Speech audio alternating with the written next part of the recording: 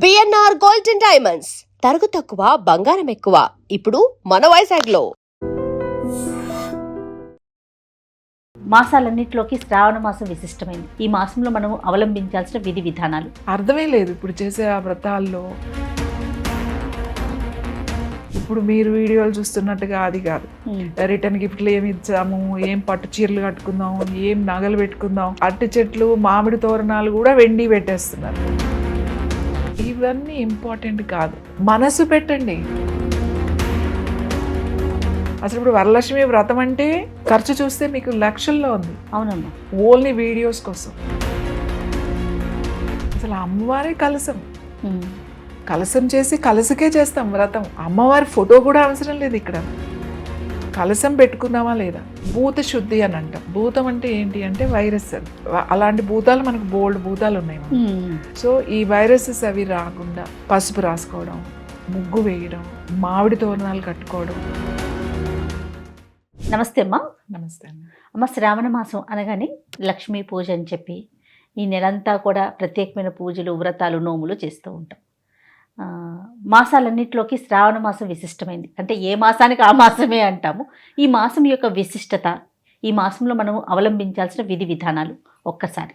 శ్రావణ మాసం మనకి ఏకాదశి, తొలి ఏకాదశి నుంచి మొదలవుతుంది. అవును, పండుగల మొదలు. తర్వాత శ్రావణ మాసం, ఆషాఢం తర్వాత శ్రావణం మంచిది అని చెప్తాం. ముఖ్యంగా అమ్మవారు లక్ష్మీదేవి ఎక్కువ. వరలక్ష్మి వ్రతం శుక్రవారం. అవును, పౌర్ణమి తర్వాత శ్రావణ పౌర్ణమి అంటాం. పౌర్ణమి తర్వాత వచ్చే శుక్రవారమే వరలక్ష్మి వ్రతంగా మనం చేసుకుంటాం. వరలక్ష్మి వ్రతం అనేది అందరూ చేసుకుంటారు, ప్రతి ఒక్కళ్ళ ఇంట్లో. ఇది పెళ్ళైన వాళ్ళే చేయాలి అంటే ఇప్పుడు ఎలా అయిపోయిందంటే భర్త బాగుండాలి, లేకపోతే మనకి బాగా డబ్బులు రావాలి, ఇలా ఎక్కువ అయిపోయింది. అలా అని కాదండి, అందరూ పిల్లలు పెళ్ళి కాని వాళ్ళు కానీ పెళ్ళైన వాళ్ళు ఎవరైనా సరే చేసుకోవచ్చు. ఆడవాళ్లే ఖచ్చితంగా చేసే వ్రతాల్లో ఈ వరలక్ష్మి వ్రతం ఒకటి. వరలక్ష్మి వ్రతము మనము ఆరోగ్యపరంగా చెప్పాలి అని అంటే మనకి ముఖ్యంగా పసుపు చాలా చాలా మనకి ఆషాఢం నుంచి మనం పసుపు వాడడం ఎక్కువ మొదలు పెట్టాం. పసుపు, తర్వాత గోరింటాకు. ఖచ్చితంగా ఆషాఢంలో ఆడపిల్లలు ఉంటే గోరింటాకు పెట్టుకుంటారు. అందరూ పెట్టుకుంటారు గోరింటాకు, పెట్టుకోవాలి కూడా. ఎందుకంటే మన బాడీలో మనకి ఆ చేంజెస్ అంటే లోపల ఉన్న ఎక్సెస్ వేడిని, అప్పటి వరకు మనకు మంచి ఎండలు వస్తాయి. ఆషాఢం వచ్చిన తర్వాతే మనకి వర్షం పడుతూ ఉంటుంది అనమాట. ఎక్సెస్ హీట్ ఏదన్నా ఉంటే బాడీలో అది రావడం. తర్వాత యాంటీబయాటిక్గా చాలా రకాల సూక్ష్మ క్రిములు ఏవైతే ఉంటాయో అవి మనకి రాకుండా వైరస్లు అంటాం.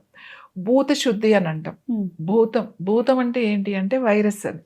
ఓకే, భూతాలు పట్టిన వీటికి అని అంటాం. వైరస్లే ఆయుర్వేద ప్రకారం అయితే వైరస్సే. అలాంటి భూతాలు మనకు బోల్డ్ భూతాలు ఉన్నాయి మనకి. అంటే అన్ని రకాల వైరస్లు ఉన్నాయి మనకి.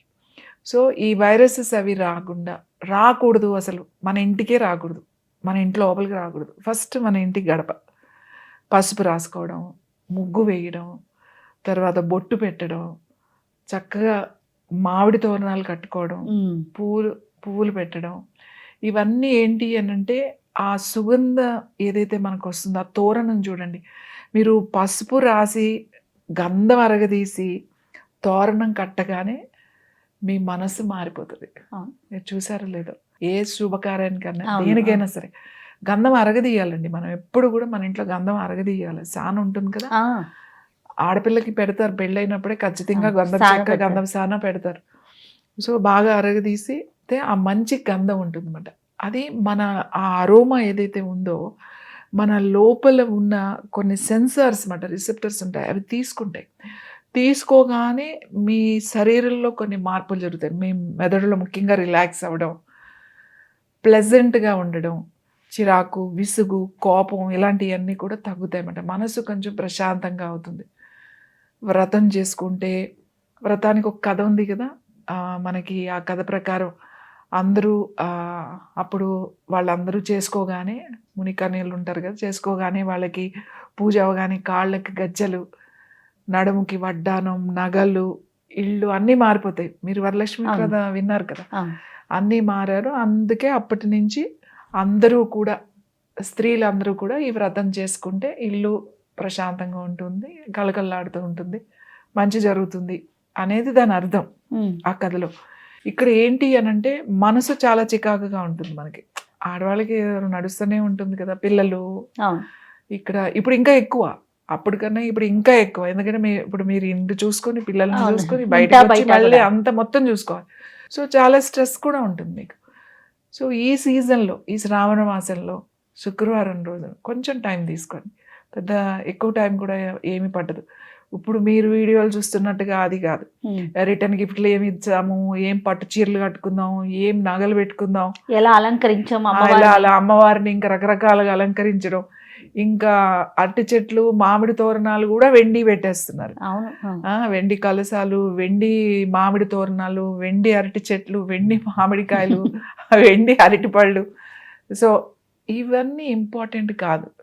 చక్కగా మనసుని పవిత్రంగా, ఎందుకంటే మనం మంత్రం చదువుతాం అమ్మవారి మొత్తము పూజా విధానంలో. ఆ సహస్రనామాలు ఉంటాయి కదా, అవన్నీ చదువుకుంటాం. అవన్నీ చదువుతున్నప్పుడు అక్కడ మంత్రం ఉంది చూసారా, ఆ మంత్రము వేవ్స్ మీ బాడీ రిసీవ్ చేసుకుంటుంది, మీ సెల్ రిసీవ్ చేసుకుంటుంది. మీరు కొంచెం రిలాక్స్ అయ్యి కాస్త సంతోషంగా ఉండి హాయిగా మీకు అనిపించింది అనుకోండి, వర్క్ ఇంకా బాగా చేసుకుంటారు కదా, ఇంకా బాగా మీరు ప్రజెంట్ చేయగలుగుతారు, ఇంకా మీ పని మీద ఇంకా శ్రద్ధ చూపించగలుగుతారు, ప్రేమ కూడా ఆటోమేటిక్గా మీకు పెరుగుతుంది, ఇష్టంగా చేస్తారు. ఇవన్నీ మనకు రోజు విధానంలో, మన రోజుల్లో చాలా ఇవన్నీ నడుస్తూనే ఉంటాయి. కానీ ఇలాంటి సీజన్స్లో మనకి ఇలా పండగలు, ఒక పండగగా ఇలాంటి వ్రతాలు ఖచ్చితంగా ఎందుకు చేసుకోవాలి అంటే, ఇక్కడ కూడా ఆరోగ్యమే ఉంది. మీరు ఆరోగ్యంగా ఉండాలి. ముఖ్యంగా మహిళలు ఈ చిరాకులు, విసుగు, కోపం ఇవన్నీ ఏం వద్దు. అందరికీ థైరాయిడ్, ఇప్పుడు మగవాళ్ళకి కూడా వస్తుంది అనుకోండి, కానీ ముఖ్యంగా అప్పట్లో ఆడవాళ్ళకి థైరాయిడ్ ఉండేది. నేను ఇది ఎందుకు చెప్తున్నాను అని అంటే, ఇవన్నీ నేను ఇప్పుడు చెప్తున్నాను అంటే ఈ ఎక్స్పీరియన్స్తో ఇవి రాకుండా ఉంటాయి కాబట్టి ఆడవాళ్ళకి చాలా ప్రశాంతంగా ఉంటారు. ఉంటే ఆడవాళ్ళు కోపం లేకుండా ప్రశాంతంగా ఉంటే ఇల్లు కూడా ప్రశాంతంగానే ఉంటుంది కదా, చాలా కలకల్లాడుతూ ఉంటుంది. ప్రతిదీ కూడా పసుపు, కుంకుమ, తోరణము, ఆ మంత్రము, కొబ్బరికాయ, ఏమి పెద్ద పెద్ద ఇంకా నైవేద్యాలు చూడండి. 11 నైవేద్యాలు పెట్టాలి, 9 పెట్టాలి, 5 పెట్టాలి. మళ్ళీ అవి మాకు చేసుకునే టైం లేదని చెప్పి అవి మళ్ళీ ఆర్డర్ ఇవ్వడం, ఆర్డర్ ఇచ్చి ఎందుకు, అవి ఏం అవసరం లేదండి. మీరు కథలో కూడా ఉంటుంది, ఏముంటుంది, ఒక పానకం, బెల్లం నీళ్లు, వడపప్పు కొంచెం, లేదా కొబ్బరికాయ, ఏదైనా ఉండి మీ తాత ఉంటే ఓ పండు, మీకు పెట్టుకునే స్తోమత ఉంది అంటే 5 రకాల పండు, మీకు ఇంకా ఉంది, మీరు ఓపిక ఉంది, నాకు ఇష్టము, నేను వండుతాను అని అనుకుంటే ఏమైనా ప్రసాదం చేసుకోండి. మీకు లేదా ఏమీ పర్వాలేదు, ఏదో ఒక అంత, ఏమీ లేకపోతే అన్నంలో కాస్త అంత బెల్లము, అంత పసుపు వేసి వండి అక్కడ పెడితే చాలు.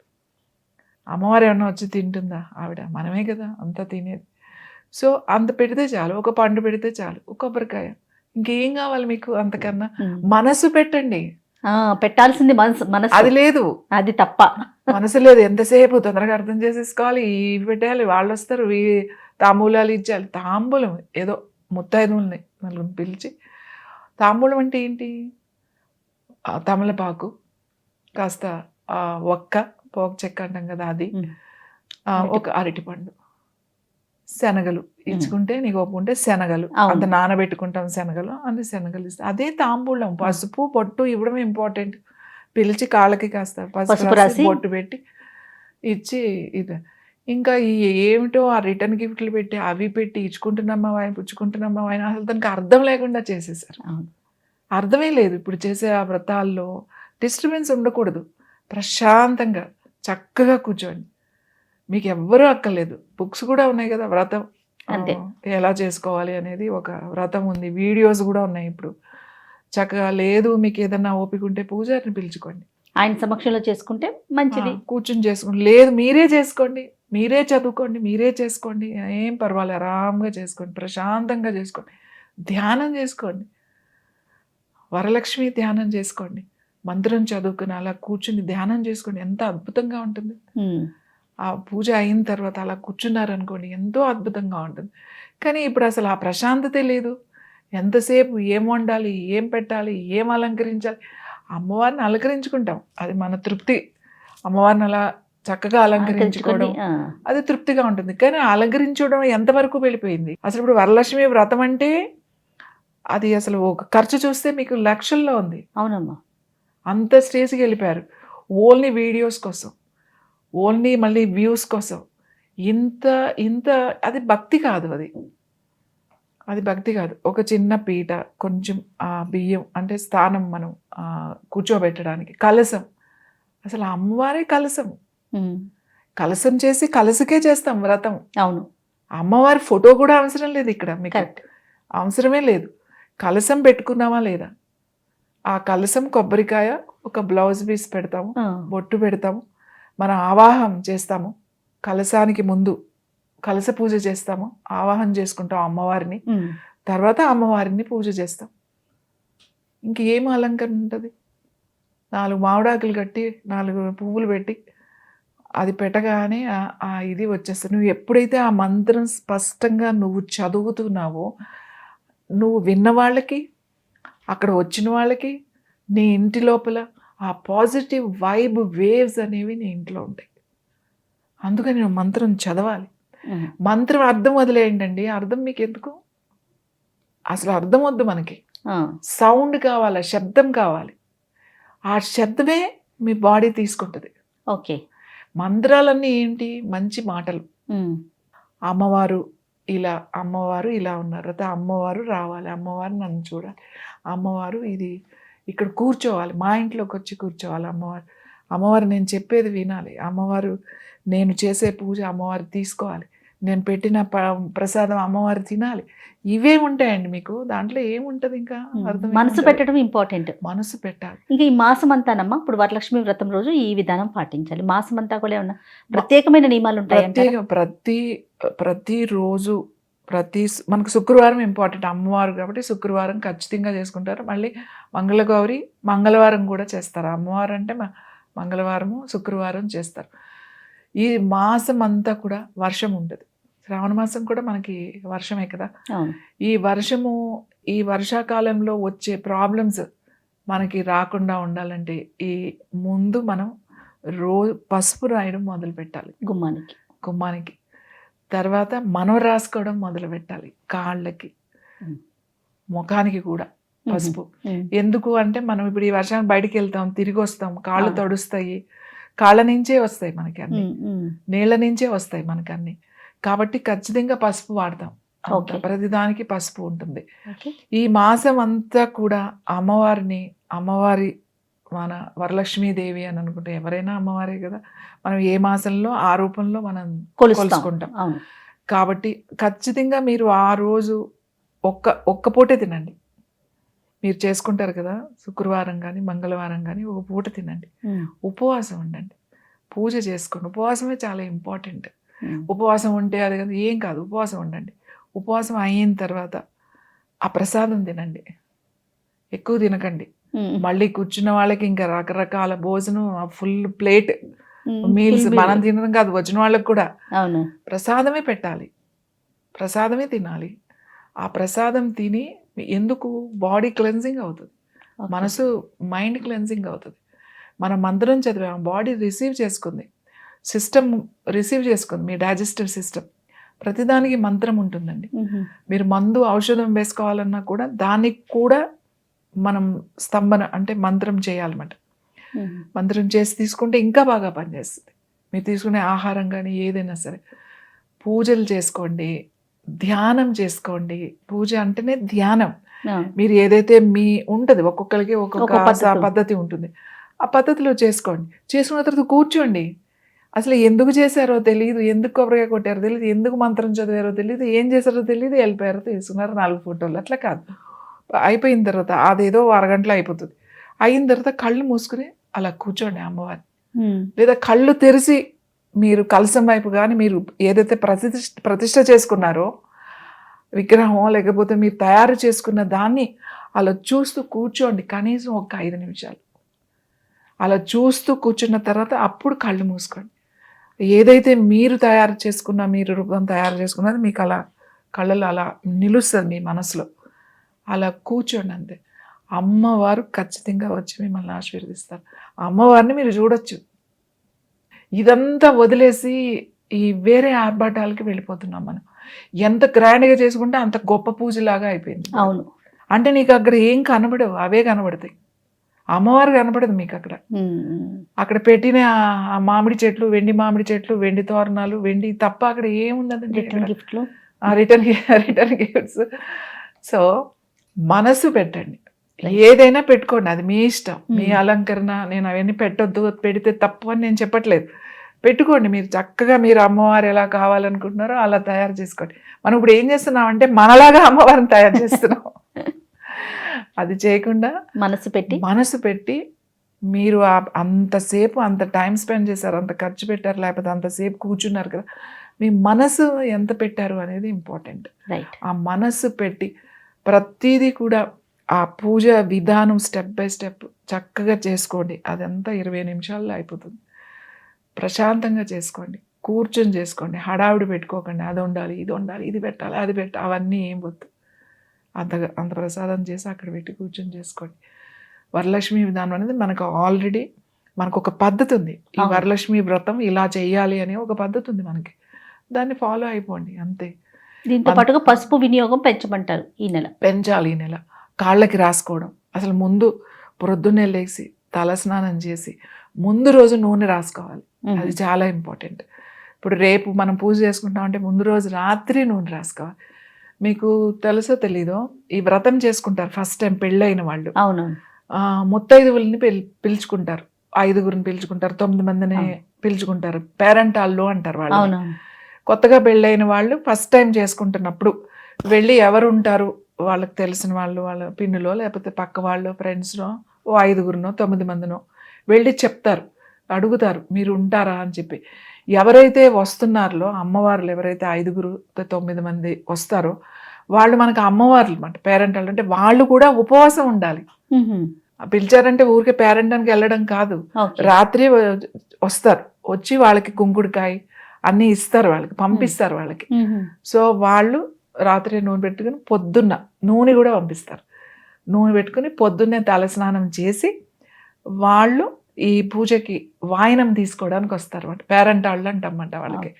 ఆ 5గురికి వాయనం ఇస్తారు. అది కూడా ఎప్పుడు ఫస్ట్ టైం పెళ్ళయిన తర్వాత చేసుకునే వాళ్ళు, అలా ఫస్ట్ టైం ఎవరైనా ఫస్ట్ టైం చేసుకున్న వాళ్ళు అట్లా పిలుస్తారు. వాళ్ళు కూడా ఉపవాసం ఉండాలి, వాళ్ళు కూడా ఈ వ్రతం అయ్యే వరకు అలానే ఎవరైతే చేసుకుంటున్నారో వాళ్ళతో పాటు కూర్చోవాలి. వాళ్ళు కూడా పసుపు రాసుకోవాలి, మొహానికి పసుపు రాసుకోమని పసుపు, కుంకుడుకాయలు, పసుపు పంపిస్తారు, ఇచ్చొస్తారు అన్నమాట. రేపొద్దున్న మీరు పేరెంటాల్గా ఉండాలి అంటే నేను ఈ రోజు రాత్రి వచ్చి మీకు ఇచ్చి వెళ్తాను, లేకపోతే పొద్దున్నే చీకటితోనే వచ్చి ఇచ్చి వెళ్తాను అనమాట. రాసుకుని చక్కగా స్నానం చేసి పెట్టుకుని వాళ్ళు వస్తారన్నమాట, వచ్చి ఉంటారు. ఇప్పుడు చాలామంది మేము ఉండం, ఉపవాసం ఉండాలని చాలామంది ఉండట్లేదు. అంటే అది ఒక రీజన్ ఉంది దానికి. ఎందుకు ఉండమన్నారు అట్లా? నీ మనసు పెట్టాలి దాని మీద. నీ మనసు పెట్టాలి అంటే నువ్వు ఫుల్గా తినేసి కూర్చుంటే కుదరదు. నువ్వు మళ్ళీ వేరే కార్యక్రమాలు పెట్టుకుంటే కుదరదు. మనకి ఏదైతే పద్ధతిని సూచించారో దాన్ని ఫాలో అవ్వాలి. ఫాలో ఖచ్చితంగా అవ్వాలి. ఎందుకు అవ్వాలంటే అది మన మంచికే పెట్టారు కదా, అంతే కదా. నువ్వు ఎప్పుడో సంవత్సరానికి ఒక రోజు ఒక అరగంట చేసేదానికి ఇదెందుకు అదెందుకు అని నీకు అనుగుణంగా నువ్వు మార్చుకోవద్దు. అది ఎలా చేయాలో వాళ్ళు ఎందుకు పెట్టారు, ప్రతిదానికి దానికి ఒక అర్థం ఉంది. ప్రతి దాని వెనక నీ ఆరోగ్యమే ఉంది. వేరే ప్రతి సాంప్రదాయం, ప్రతి దాని వెనక నీ ఆరోగ్యమే ఉంది. అంటే కొంతమంది ఏదో అతిగా చేస్తారు, అది వేరే విషయం. కానీ ఏదైనా కూడా సీజనల్గా మనకు పండగలు ఉన్నాయి. ప్రతి పండగ ఇవి తినాలి, ఇది ప్రసాదం, ఈ ప్రసాదం చేసుకోవాలి. చక్కెర పొంగల్ చేసేవాళ్ళు ఉంటారు, ఒట్టి క్షీరాన్నం చేసేవాళ్ళు ఉంటారు లక్ష్మీదేవికి. ఇలా ఏవైతే ఉన్నాయో ఇవి కానీ వీటి మీద ఫోకస్ చేయకండి, మంత్రం మీద ఫోకస్ చేయండి. మంత్రం స్పష్టంగా కూర్చుని ప్రశాంతంగా చదువుకోండి, ధ్యానం చేయండి. ఖచ్చితంగా మీరు ఆ వరలక్ష్మి అమ్మవారి ఆశీస్సులు అందరికీ ఖచ్చితంగా ఉంటాయి. చాలా సంతోషం అమ్మా. నమస్తే.